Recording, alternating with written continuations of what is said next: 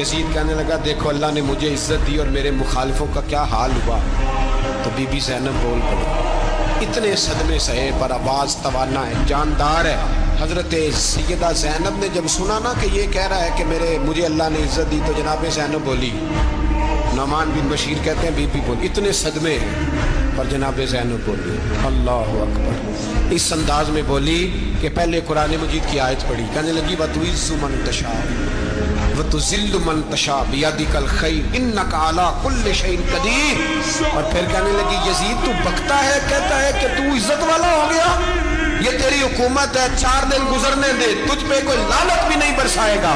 اور میرے بھائی کا قیامت تک ممبروں میں اور خطبوں میں ذکر ہوا کرے، وقت گزرنے دے۔ جب جناب بی بی زینب بول رہی تھی تو حضور کے ایک نابینا صحابی پاس بیٹھے تھے، جناب نعمان بن بشیر کا ہاتھ ہلایا، ہلا کے کہنے لگے کیا علی آ گئے؟ تو علی کی آواز لگتی ہے، جبریل امی بول رہے ہوں جیسے، حکمت کی گوہر رول رہے ہوں جیسے، دربار دمشق میں بی بی زینب کا خطاب، منبر پہ علی بول رہے ہوں جیسے۔